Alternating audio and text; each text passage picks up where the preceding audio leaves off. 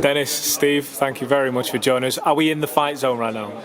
Absolutely. Feels like we're there. I think you can tell with the energy that we give off that it's not just it's not a business to us, it's a passion.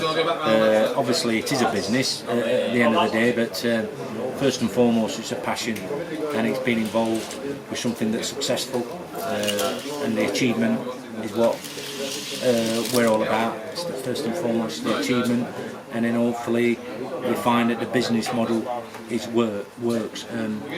We're very happy with the product that we've created from nothing, and it's great to have you guys on board with us as well. So, but in 5 months of starting off, we're delivering our first 2 world titles next month. So it's not bad from a start go, is it? Talk to me a little bit about the development, because you've mentioned 2 world titles there, which is a great step for any company. But just tell me a little bit about the challenges your fighters have got and how you've got to this stage. Obviously, Chris, I've been in the game for probably 30 years. I know I don't look that old, but 30 years. And so we've built a lot of relationships up, and when Steve got involved with me, I was just starting to really redevelop Fight Academy and Dennis Hobson Promotions. And then when Steve got involved with me, it gave me probably a new lease of life, because my missus has said, well, what you got to prove, you've done all this in the past. Well, for me it's a drug. I want to go and win things again, and since I got closer with Steve, I wanted him to get to sample some of the highs that you can have if you manoeuvre kids and be involved with kids, and take them on to levels that some people, some other promoters don't believe in, and we've done that. I've done that over the years, where I've took fashionable kids to world titles. Yeah. And I suppose that's what we're going to do. We'll take fashionable kids to world titles, but we'll take unfashionable kids to world titles as well. And so I didn't expect us to develop as quickly as what we have as regards the stable. We've got, I think, 15 champions already. Going from area to English, British, Commonwealth, Intercontinental, World Youth, European, and now we're going to have hopefully two world champions in the stable. So we've come on a hell of a long way in a quick amount of time, a short amount of time, and we're going to have 2 world champions next month. So it's fantastic what we've achieved already, and we've got a platform, and being in charge of our own destiny, that's special, because we are boxing people, we're business people, but we're boxing people. And like I said, the achievement first. You've got to sometimes sit in front of some TV execs and they just go on about the viewing figures, this from day one. You've got to build the stories up to get the viewing figures, and we're giving kids opportunities, and from the debut they're going to get a TV platform with us, so it can help them subsidise their career. They can get sponsorship, and they can see the names, and we can see the story develop. So we've already got quite a bit of archive stuff from some of the early shows that we did in May, and some of them kids from them 8 shows that we did in the car park in 7 weeks. There's 2 or 3 of them kids what will probably end up on the world scene. So we're following the story on FightZone. So it's a bit special. It's a bit unique, but there's been a hole in the market for us to fill, and we're filling it. And everybody seems to talk about it as we thought we were doing the right thing. Well, the feedback is very, very positive. Steve, I want to bring you in here because I can see you itching to join in. Just I'm guessing you agree with everything Dennis is saying, but where do you stand on it? I'd like to think that we've backed up what we said we were going to do, but we've done it sooner rather than later. We were hoping that we'd have champions, European, Intercontinental, even British champions and what have you, and now we're on the verge of world title honours. So for me, I'm mega proud that we've done it so soon, and we've backed up what we said we were going to do. And it would have been quite easy for other people to slate us if we hadn't have delivered world title fights. So we've done it at record pace in my eyes, and hopefully it puts a message out to other fighters what are thinking of coming out or starting their careers that FightZone could be a home for them.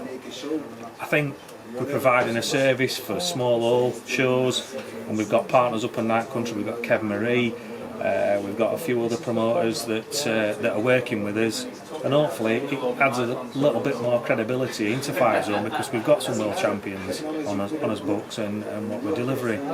So yeah, it feels a little bit surreal that we're in this position, but we've got here and we've got to maintain it as well. And one way of maintaining it is getting more subscribers in.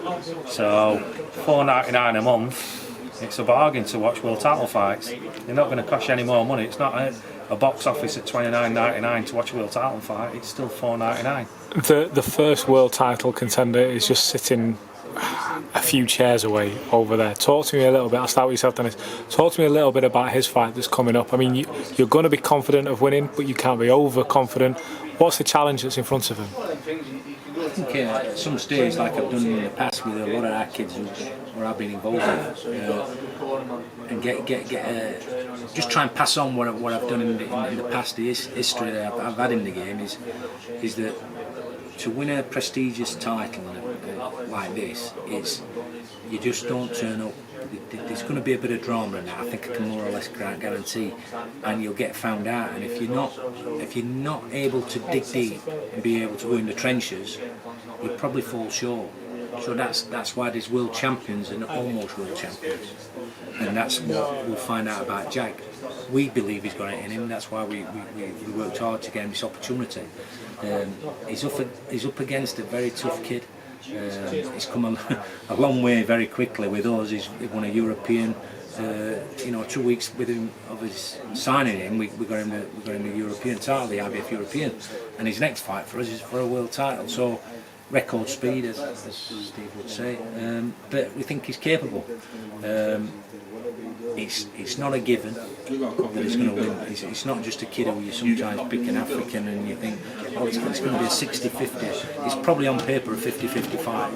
We believe in Jack. We think he's just got he's got the package to deliver it, and we've got big things penciled in for him.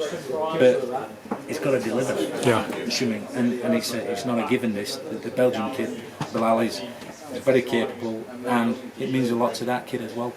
Yeah. So it's a tough assignment for both of them, but we're in Jack's camp, and all you can do is get the kids the opportunity, and that's what me and Steve are doing. We're giving the kid the opportunity, and he's just got to have that little bit extra to go and deliver for himself, and hopefully for Fight Academy and FightZone, for us to go and obviously apply our trade, our goods to the outside world, get more people to subscribe, to watch the product that we're delivering, and to give kids opportunities who won't necessarily get these opportunities.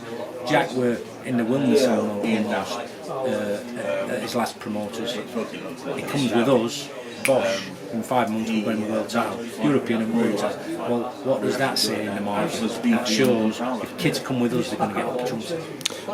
Steve, you talk about that price point of $4.99, and it's not a $25.99 whatever, but in terms of quality of fight, like Dennis has just said, that fight there, the one that's between Dennis and Bilal just sitting over there, that is the highest level fight. For that kind of price, there's nothing wrong with it. No, not at all. And like Dennis has just said, it's not an easy fight, it's a world title fight, so you can't expect it to be an easy fight. It's got to be a 50-50 fight, and we hope that Jack has got that in the making. Beg your pardon, I just said between Dennis and Bilal.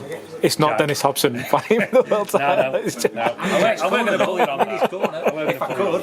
Well, yeah, for $4.99, that's a month subscription, and within that month, you're getting a world title fight on the 5th of November for Rihanna Rankin, who's fighting for 2 world titles, and then you've got Jack Massey on the 26th of November fighting for his world title. So you've got 2 world titles, plus you've got